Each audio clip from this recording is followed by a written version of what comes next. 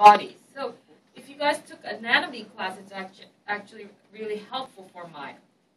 Okay, so I started working on this, and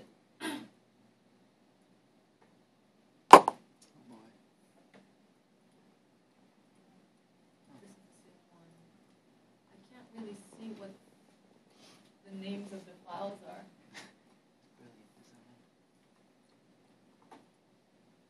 Okay, so I started actually adding some splits and creating this setup where it actually looks like the contour is starting to create more of a face, cheeks, as well as starting to create a mouth area.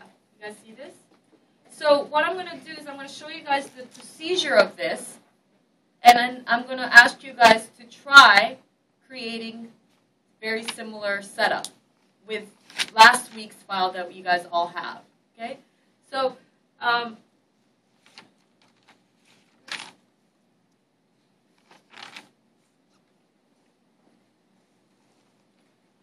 going to copy that. I'm going to go back and go back to this basic file, and let's see if I can paste it in. So I can compare the two.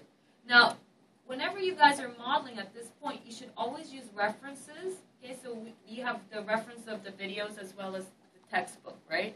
But it's really important to look at the actual edge flow by selecting or at least displaying this edge. So let's take a look at it in the side view.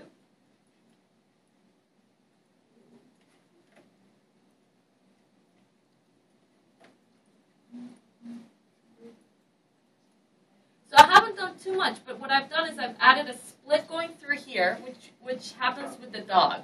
They don't explain it in the book, but you actually have to split one loop.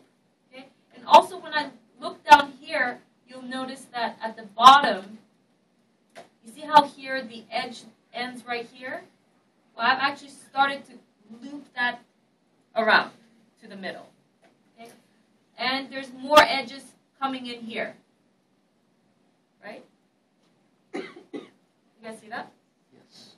Okay, so keeping that in mind, I'm just going to start playing with this. Now, I'm going to actually put that on a layer.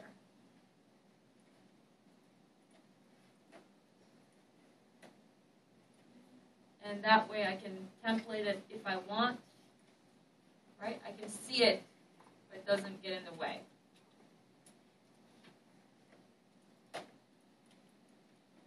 Okay, so the first thing I'm going to do is, that template is too visible. Why did it show me? Okay. There you go.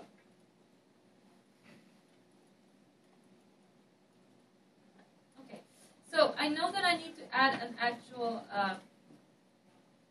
split down here. Okay. Forget it. I'm not going to make it visible because it's too distracting. I'm actually going to take the grid out too and brighten my scene. Thank you.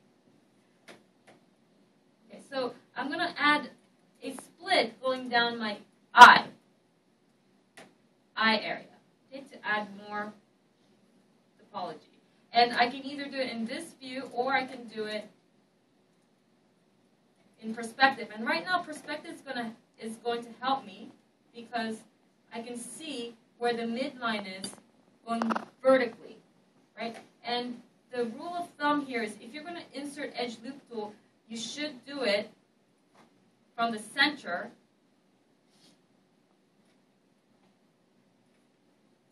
line of your symmetrical shape. So it goes all the way around from this edge all the way back to this edge. Okay? And right now, what is happening here is that really the model is mirrored, right? So it's not instance.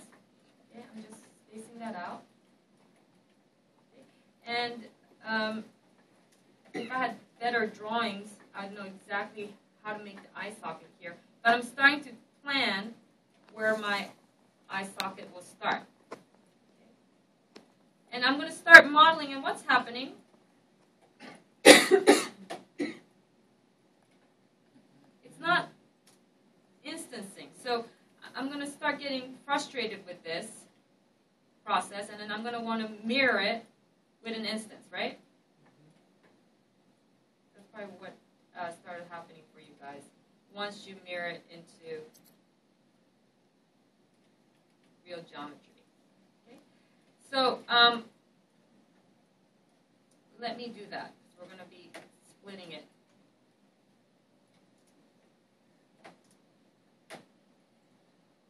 And sculpting. So I delete that half, grab that, edit duplicate special, make sure you're doing a scale of -1, and it's an instance, meaning when I do anything on this side, it's going to be copied on the other side. Okay. You guys stop me if you have any questions. Okay, and let's continue. So I'm sculpting this area a little bit. I'm going to leave that alone for a second. Next, I'm going to deal with this mouth area. Okay. So every time you do this, it could be slightly different. That's the thing. You got to be like flexible and flowy when you're modeling with polygon. There's no like, oh, this is the split I need to make, and then that's the end. Right? You split, you sculpt, you fix, you split, you sculpt, you fix. That's the process. And don't be afraid of making mistakes, because there is really no wrong, because you can fix it. That's an important thing to know, because a lot of times you guys will be like, oh, I don't know how to do this, so I'm not going to even try.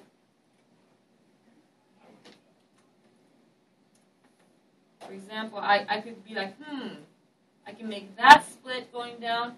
I can make this split going down. Right? And one other rule is that quads are the best, meaning if you have a triangle, like set of triangles like this, and you can delete an edge to make it into a quad, right? That would be a great way to fix it. However, that might not be the shape you want later on. Okay? Notice that I'm using my interactive split tool. And you guys stop me if you don't know what I'm doing. Okay?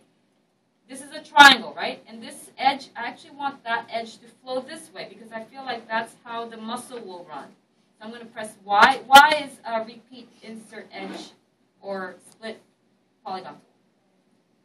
And I'm pressing enter in between. So I'm going to create that edge, and I'm going to delete this edge. Okay. That's starting to add some splits in here. Okay. And I'm actually liking this edge coming down here, but maybe these edges can come around and here. So I'm going to do that.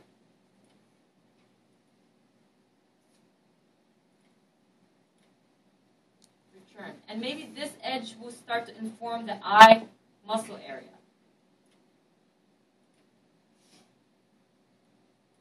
Quads are good. Triangles are not so good. Some people say never use triangles, but for me, I feel like if you can't fix it, triangles are better than five-sided edges. Okay? So when you have five-sided edges, five-sided faces with 5 edges, that's really bad. You have to fix it. Okay? So I'm sculpting, and I feel like this face is going to be actually really nice for a nose. Okay? So you can start thinking about that. And these edges I created over here.